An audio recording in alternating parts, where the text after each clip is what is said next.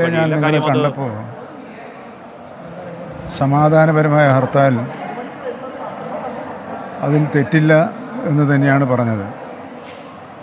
കാരണം അതിന് മാത്രം പ്രയാസങ്ങൾ ആ ജില്ലയിലെയും ആ പ്രദേശത്തെയും ജനങ്ങൾ അനുഭവിക്കുന്നുണ്ട്. ഏത് പ്രശ്നവും ചർച്ചകളിലൂടെ മാത്രമേ പരിഹരിക്കാൻ കഴിയൂ. ഇതിൻ്റെ അടിസ്ഥാനത്തിലാണ് ബഹുമാനപ്പെട്ട മുഖ്യമന്ത്രി തന്നെ ആ ജില്ലയിലെ MLA-മാരും ജില്ലാ പഞ്ചായത്ത് പ്രസിഡന്റ്, മുനിസിപ്പൽ ചെയർപേഴ്സൺമാർ എന്നിവരുടെ യോഗം വിളിച്ചു കൂട്ടിയത്. ആ യോഗത്തിൽ എത്തിച്ചേർന്ന നിഗമനങ്ങൾ നടപ്പിലാക്കുന്നതിന് വേണ്ടി 20-ാം തീയതി ഞങ്ങൾ 3 മന്ത്രിമാർ ആ ജില്ലയിൽ പോവുകയാണ്.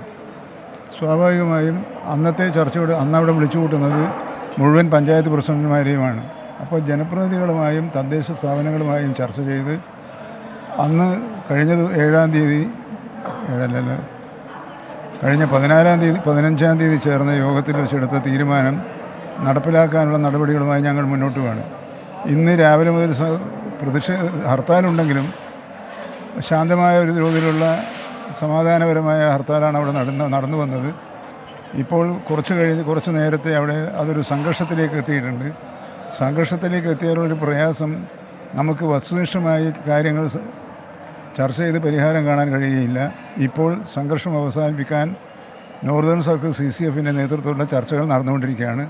ആ ചർച്ചകളിലൂടെ സമാധാനപരമായ അന്തരീക്ഷം അവിടെ ഉണ്ടാക്കാൻ കഴിയുമെന്നാണ് ഞാൻ വിചാരിക്കുന്നത്. ജനങ്ങൾ ഗവൺമെൻറ്റുമായി സഹകരിച്ച്, തദ്ദേശ സ്വയംഭരണ സ്ഥാപനങ്ങളുമായി സഹകരിച്ച് ഒറ്റക്കെട്ടായി പ്രവർത്തിച്ചാൽ മാത്രം പരിഹരിക്കാൻ കഴിയുന്നൊരു പ്രശ്നമാണിത്. ആ കാര്യത്തിൽ മുഖ്യമന്ത്രി ഉൾപ്പെടെ പലവട്ടം വ്യക്തമാക്കിയിട്ടുള്ളതാണ്. വന്യജീവികളെ സംരക്ഷിക്കുക എന്നതിനുമപ്പുറം ജനങ്ങളുടെ ജീവനും സ്വത്തിനും സംരക്ഷണം നൽകുക എന്നത് ഗവൺമെൻറ്റിൻ്റെ ബാധ്യതയാണ് എന്ന് മുഖ്യമന്ത്രി തന്നെ ആവർത്തിച്ച് വ്യക്തമാക്കിയിട്ടുണ്ട്. അദ്ദേഹത്തിൻ്റെ താല്പര്യമനുസരിച്ചാണ് കാര്യങ്ങൾ നടക്കുന്നത്. തീർച്ചയായും വയനാട്ടിൻ്റെ കാര്യത്തിൽ മുഖ്യമന്ത്രി തന്നെ പ്രത്യേകം ശ്രദ്ധിക്കുന്നതാണ് എന്ന് ഞങ്ങളോട് പറഞ്ഞിട്ടുണ്ട്. അതിൻ്റെ അടിസ്ഥാനത്തിലാണ് ഞങ്ങൾ 3 മന്ത്രിമാർ, ഒന്ന് റവന്യൂ മന്ത്രി, ഒന്ന് തദ്ദേശ സ്വയംഭരണ വകുപ്പ് മന്ത്രി, ഒന്ന് വനംവകുപ്പ്, ആ ജില്ലയിൽ ചർച്ചകൾക്കായി പോകുന്നത്. ആ ചർച്ചകളിലൂടെ ഹ്രസ്വകാല ദീർഘകാല പദ്ധതികൾക്ക് പരിഹാരം കാണാൻ കഴിയും എന്നാണ് പ്രതീക്ഷിക്കുന്നത്. ഈ പ്രകോപനത്തിനായി നിൽക്കുന്ന ജനങ്ങൾക്ക് നേരെ പോലീസ് ലാത്തിച്ചാർജ് നടത്തുന്നത് കൂടുതൽ പ്രകോപനം സൃഷ്ടിക്കുകയല്ല ചെയ്യുന്നത്. അല്ല, ആ ഒരു അവസ്ഥയിലേക്ക് പോകാൻ കാരണം സംഘർഷം വന്നു കഴിഞ്ഞാൽ ആ സിറ്റുവേഷനാകെ മാറിപ്പോകും. അപ്പോൾ നമ്മൾ യഥാർത്ഥ പ്രശ്നത്തിൽ നിന്നും നമ്മൾ മാറിപ്പോവുകയാണ് ചെയ്യുന്നത്. അപ്പോൾ യഥാർത്ഥ പ്രശ്നം വന്യജീവികളുടെ ആക്രമണം മൂലം ജീവനും സ്വത്തിനും നഷ്ടപ്പെടുന്നതാണ് യഥാർത്ഥ പ്രശ്നം. അതിനപ്പുറം അതിലേക്ക് ആ പോയിന്റിൽ നിന്നും മാറുന്ന ഒരു സാഹചര്യം ദയവായി സൃഷ്ടിക്കരുത് എന്ന് തന്നെയാണ് എനിക്ക് എല്ലാവരോടും അഭ്യർത്ഥിക്കാനുള്ളത്. അല്ല, അവിടെ ഇപ്പോൾ ചർച്ചകൾ നടന്നുകൊണ്ടിരിക്കുന്നുണ്ട്. ഉത്തരമേഖല CCF-ൻ്റെ നേതൃത്വത്തിൽ ബന്ധപ്പെട്ടവരുമായി ചർച്ചകൾ നടന്നുകൊണ്ടിരിക്കുകയാണ്. ആ ചർച്ചകൾ വിജയിക്കട്ടെ എന്ന് ഞാൻ ആശിക്കുകയാണ്. ഒരു സ്വാഭാവിക പ്രതിഷേധം തന്നെയല്ലേ അവിടെ ഇപ്പോൾ കാണുന്നത്? അല്ല, ഈ അക്രമാസക്തമായ രീതി സ്വാഭാവികമല്ല. അതേസമയത്ത് ഹർത്താലിന് എല്ലാവരും ആഹ്വാനം ചെയ്തു, എല്ലാവരും ഒറ്റക്കെട്ടാണ്, വയനാട് ജനത ഒറ്റക്കെട്ടാണ്.